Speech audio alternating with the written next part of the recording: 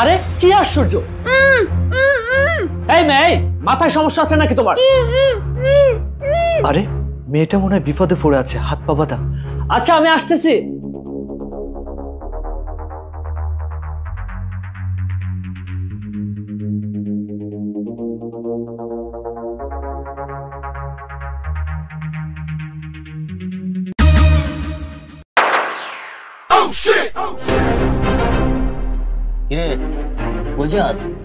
আমার মনে হয় এই মেয়েটাকে এরাই কিডন্যাপ করে রেখেছে। ভাই কি যে বলেন, একটু প্র্যাকটিস করছিলাম ভাই।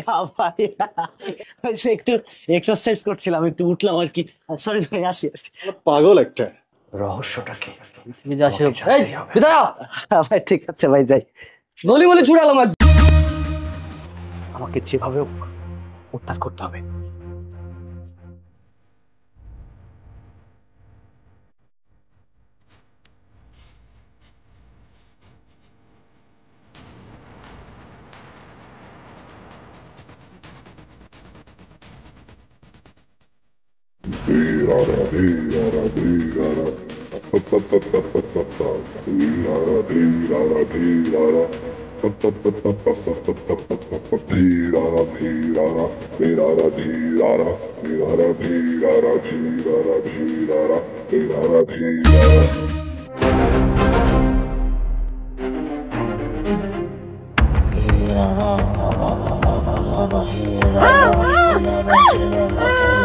চুপ, চুপ।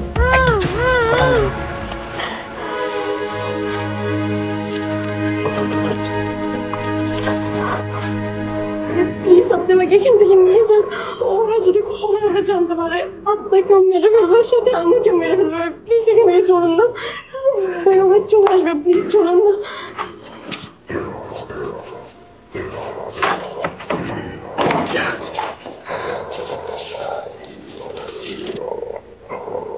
চুপ, একদম চুপ। তুমি আমার পিছনে পিছনে আসো।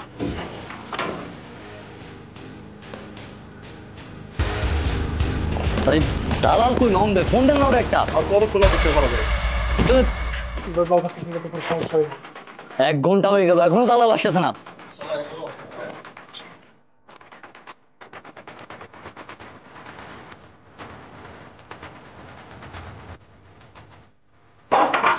আরে মেয়ে তোমার আছে।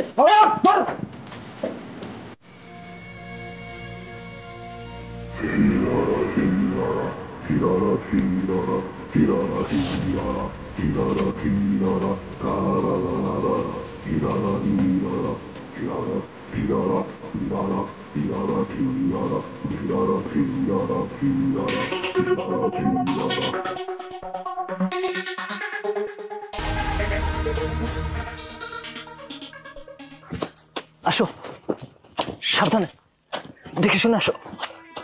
চল।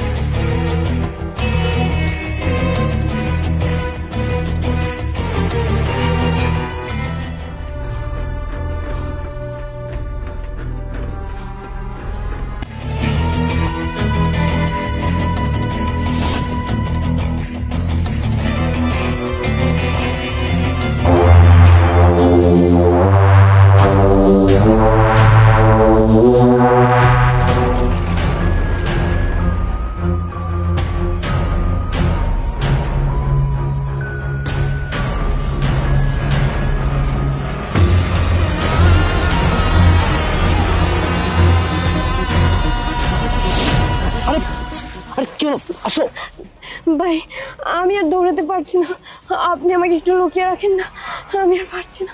আরে কি বলছেন? আমি ওদেরকে চিনতে পেরেছি, ওরা লালা গ্রুপের গ্যাংস্টার। যদি একবার আপনাকে ধরতে পারে একদম জান শেষ করে দেবে। আপনি উঠুন প্লিজ, আসুন। না না ভাই, আমি আর পারবো না, আমি তোর বলে মরে যাব, তারপর আমি আর উঠতে পারবো না ভাই। আপনি কি বুঝতে পারছেন ওরা যদি ধরতে পারে একদম জান শেষ করে দেবে? আপনি উঠুন প্লিজ। আরে আপনি বোঝার চেষ্টা করুন, আমি আর পারছি না।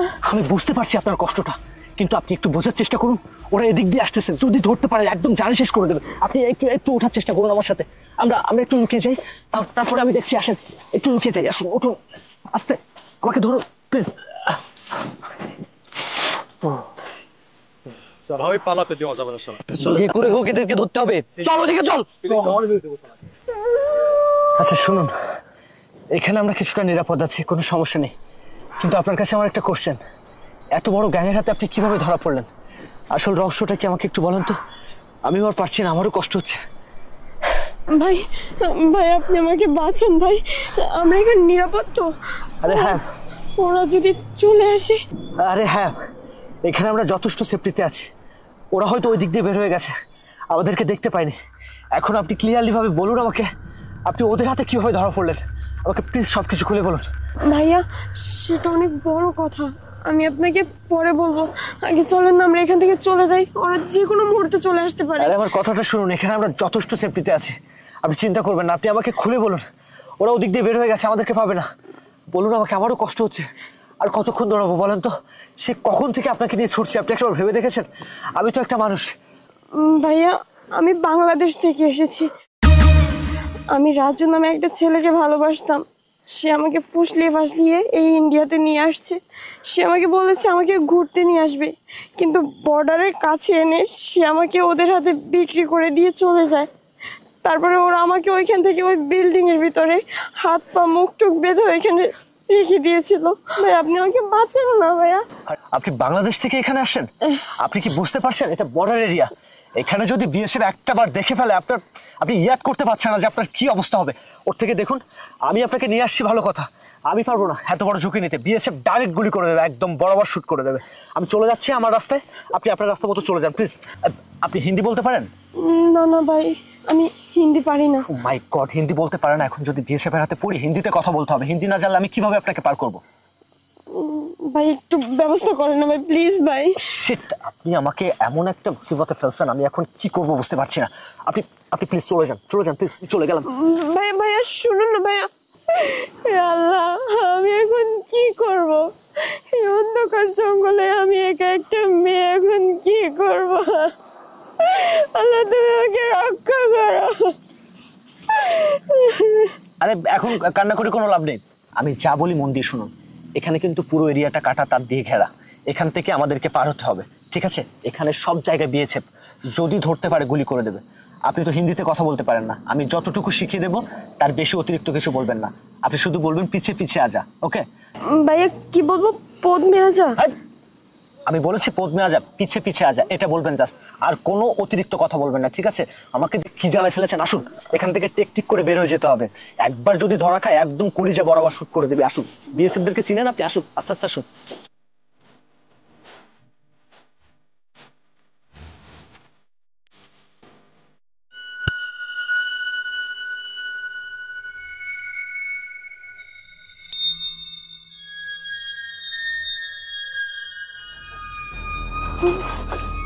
আস্তে আস্তে চুপ। ওই যে দেখতে পাচ্ছেন বিএসএফ বসে আছে, ওই দিক দিয়ে একটা ছোট্ট একটা রাস্তা আছে, আমরা ওই দিক দিয়ে বেরিয়ে যাবো। একটু কথা বলবেন না, জাস্ট যেটা শিখিয়ে দিয়েছে ওটাই। সামনে কিন্তু কাটাতার, আপনার জামা টামা ছেড়ে গেলে কিন্তু ঝামেলা হয়ে যাবে। আর বিএসএফ সাবধান, নিচু হয়ে নিচু হয়ে শুনুন।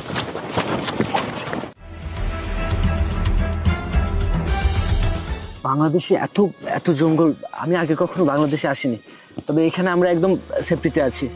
রাতটুকু যেভাবে হোক এখানে পার করতে হবে। আমার কথা শুনুন, ভয় নেই, আমি তো আছি। রাতটুকু এখানে পার করে দিতে হবে, তারপরে সকালে আমি রাস্তাঘাট চিনে তারপরে যেতে পারবো। এখন আমার পক্ষে যাওয়া সম্ভব না। আচ্ছা বাংলাদেশে এটা কোন জায়গা? আমি তো কিছু বুঝতে পারছি না। আরে তাছাড়া আকাশটাও মেঘলা, মনে হয় বৃষ্টি হবে। বৃষ্টি হলে আমরা কিভাবে থাকবো এখানে? আচ্ছা আমার মনে হয় এটা খুলনার এরিয়ার ভিতরে চলে আসছে আমরা, কারণ আশেপাশে অনেক সুন্দরী গাছ দেখেছি তো এর জন্য। আচ্ছা সকালটা হোক, সকালটা হলে আমরা এখান থেকে বের হয়ে যাব, ঠিক আছে? আচ্ছা আমার জানা মতে এই সুন্দরবনে নদীপথে জলদস্যু আছে, আর এই সুন্দরবনে বাঘ, হরিণ এবং বিষাক্ত সাপও আছে। আমাদের মনে হয় না এই বন জঙ্গলে থাকা উচিত হবে। চলেন আমরা আরেকটু সামনে এগোই। আরে আপনি সাপের চিন্তা করছেন, বাঘের চিন্তা করছেন, আমি আর পারতেছি না। আর কত কত সময় বলেন তো? আপনি একটাবার চিন্তা করে দেখেন, এত পথ দৌড়েছি, এই যে পা রেডি হচ্ছেন, হাত পা পুরো ছুলে গেছে, কত কষ্ট করে আপনাকে নিয়ে আসছি। এখন রাত বাজে 3টা, এখন কোথায় যাব? এই গহীন জঙ্গলে আমি কি কোনো কিছু চিনি? সকালটা হোক, তারপরে রাস্তা চিনে আপনাকে নিয়ে যাব। প্লিজ, আমার শরীরটা খুব ক্লান্ত লাগছে, আমাকে একটু ঘুমোতে হবে, আমি আর পারছি না। আরে আপনি শুনুন না, উঠুন, একটু কষ্ট করে আর একটু সামনে যান। আর কোথায় যাবো? এখানে আমি তো কিছু চিনি না, এটা তো আপনার দেশ, আপনার চেনার কথা, আমি কি চিনি? এত কষ্ট করে দৌড়ঝাঁপ দিয়ে আপনাকে নিয়ে আসলাম বাংলাদেশে, এখন আমাকে একটু একটু শান্তিতে ঘুমোতে দেন। আমি আর পারতেছি না, আর কত পারবো বলেন তো? আপনি আর পারতেছি না, আপনি ঘুমিয়ে পড়েন, সকালবেলা রাস্তা চিনে আমি নিয়ে যাব। ভাইয়া অনেক মশা। চলে যাচ্ছে, ঘুমিয়ে পড়েন, আমি সকালে দেখছি। আমি এখন কিছু চিনতে পারতেছি না, আমার অনেক কষ্ট হচ্ছে, শরীরটা একদম পুরো ছেড়ে দিয়েছে। আপনি ঘুমিয়ে পড়ুন আমার পাশে। ও মা গো,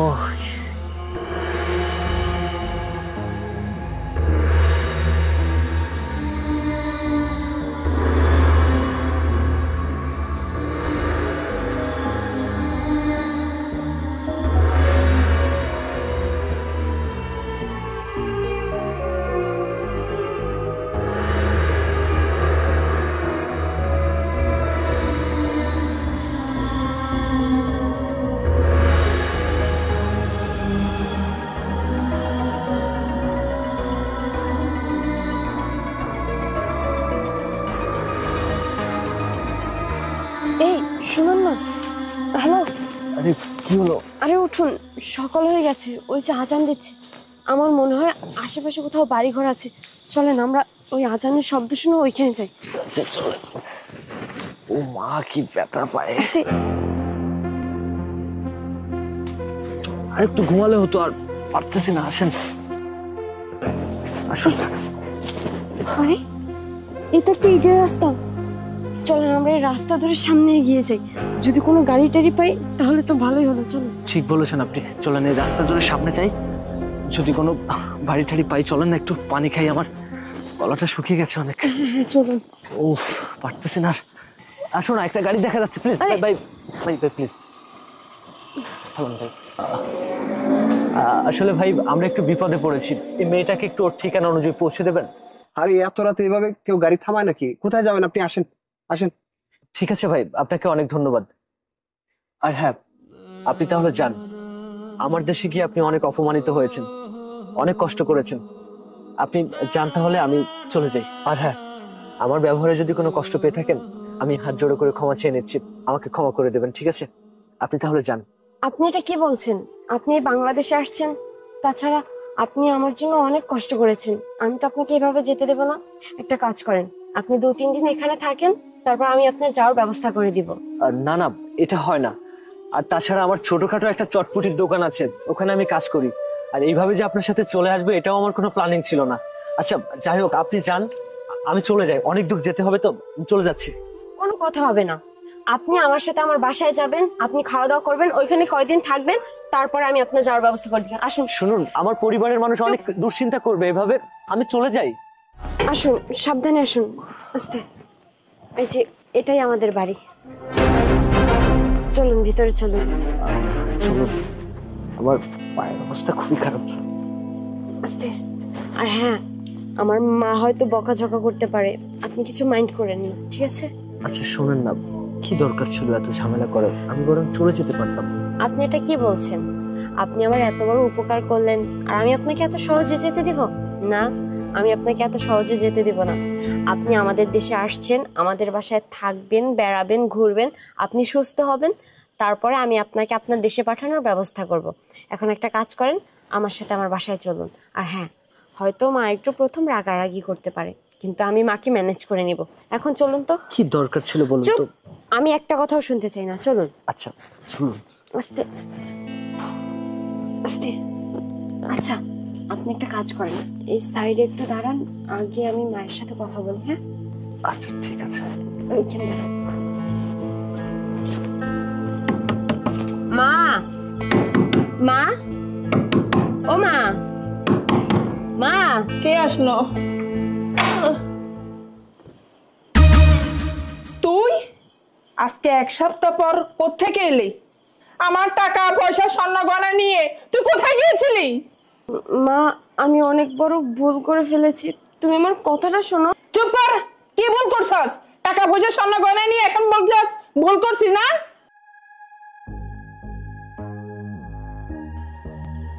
এই ছেলেকে, ও এই ছেলের সাথে পালিয়ে গেছিস আমার টাকা পয়সা স্বর্ণ গয়না নিয়ে? এই ছেলেকে বিয়ে করছস?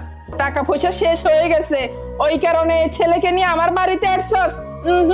আমি রাবিয়া এটা হতে দিব না। যে পথ দিয়ে আসছস সেই পথ দিয়ে চলে যা। না না আন্টি, আপনি যেটা ভাবছেন এরকম কিছুই না। আপনি চুপ করুন, আমি বলছি। মা, ও মা, তুমি আমার কথাটা শোনো। তুমি যেটা ভাবছো সেটা না, আসলে এই ছেলেটার কোনো দোষ নেই। ও যদি না থাকতো তাহলে হয়তো আজকে তোমার মেয়েকে তুমি জীবিত পেতে না। মা, মা জানো, আমি যে রাজু নামের ছেলেটাকে ভালোবাসতাম, সেই ছেলেটা আমাকে বলেছিল যে ইন্ডিয়া আমাকে নিয়ে ঘুরতে যাবে।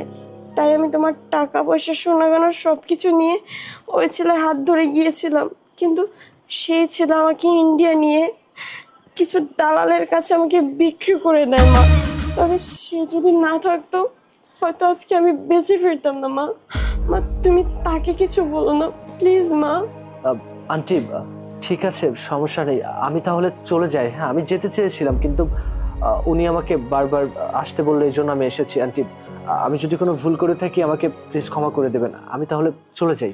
আসলে রাগের মাথায় কি বলতে কি বলে ফেলেছি, বুঝেই তো বাবা। এতগুলো টাকা পয়সা স্বর্ণ গয়না নিয়ে আমার মেয়েটা চলে গেছে, ওই কারণে মাথা ঠিক ছিল না বাবা।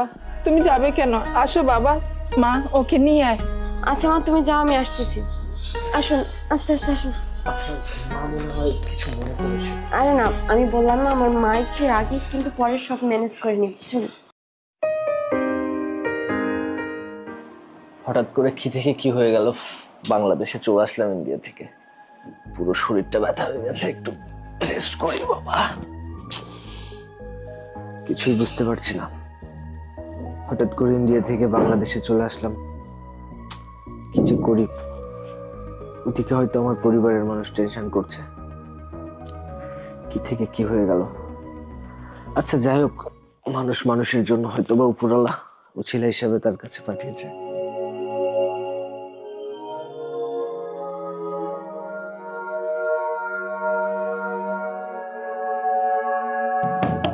ভাইয়া, ভাইয়া ঘুম থেকে উঠুন, সকাল হয়ে গেছে তো। হ্যাঁ আপু, দরজা খোলা আছে।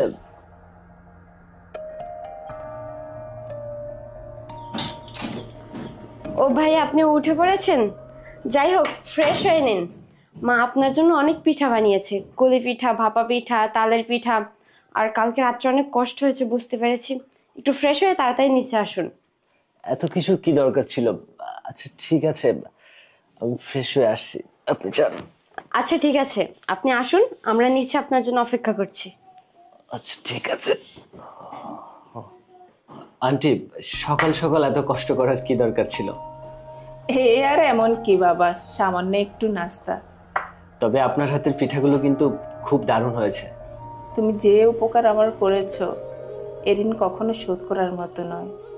তুমি যদি না থাকতে আমার মেয়েটাকে শিয়াল কুকুরে ছেড়ে ছেড়ে খেত বাবা। ওই জানোয়ার বাচ্চা আমার মেয়েটাকে ইন্ডিয়াতে বিক্রি করে দিয়েছে। কিছুদিন আগে এসেছিল আমার বাড়িতে, আমিও ভেবেছিলাম ছেলেটা ভালো, আমার মেয়েও বলেছে আমার ভালো বন্ধু, কিন্তু বিশ্বাসের সরলতা সুযোগ নেবে এভাবে আমি কখনো বুঝতে পারিনি বাবা। আচ্ছা যাই হোক বাবা, তোমার সম্বন্ধে তো কিছু জানাই হলো না। তোমার বাড়িতে কে কে আছে বাবা? আন্টি, আমার মা নেই, আমি আপনাকে মা বলে সম্বোধন করি। আর আমার ফ্যামিলিতে আমার মা মরে যাওয়ার পর বৃদ্ধ বাবা খুবই অসুস্থ, ঘরের কোণে অনেকদিন যাবৎ পড়ে আছে। আর আমার একটা ছোট বোন আছে, প্রতিবন্ধী।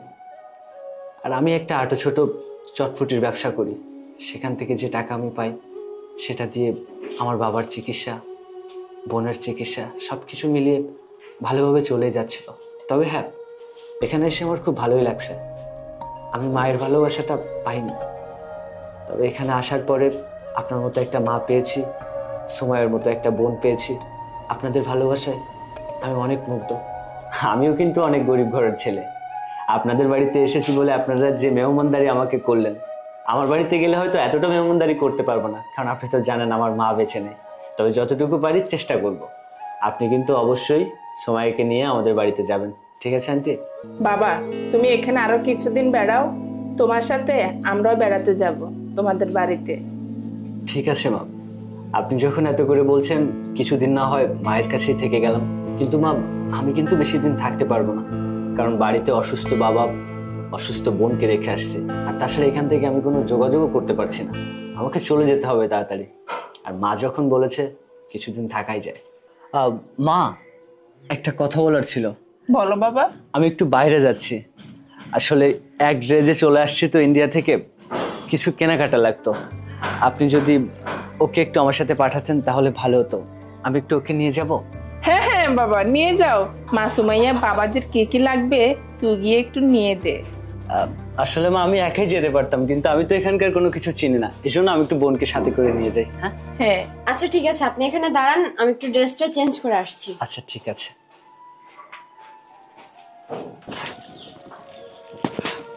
আরে আরে বাবা, এ কি করছো তুমি? আরে না না আন্টি, এগুলো একটু এলোমেলো হয়ে আছে, তাই জন্য করে দিচ্ছি। সমস্যা না, আমি তো আমার বাড়িতে করি, সমস্যা নেই, করে দিলাম। এটাও না তোমার বাবা, বাড়ি। এগুলো করতে হবে না। আরে আমি করে দিচ্ছি। চলো। মা, মা, সুমাইয়া দেখো না, মুরগিতে ডিম পেড়েছে। আরে আপনি এটা কি করছেন? ময়লার ভিতর কেন হাত দিচ্ছেন? আরে মুরগিতে ডিম পেড়েছে, আমি বের করেছি, আমি মার কাছে নিয়ে যাই, তুমি থাকো এখানে। মা কোথায় আপনি? দেখেন না। কি হয়েছে বাবা? আপনি এখানে?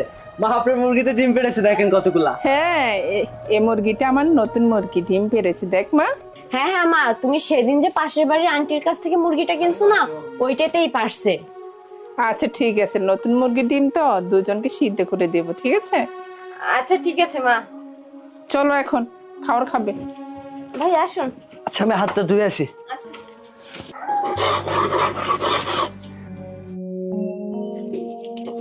মা জানো, সুমাইয়া বলছিল তোমার নাকি শরীরটা খারাপ, তো আমি কি করেছি, গাছ থেকে একটা কচি ডাব পেড়ে নিয়ে এসেছি।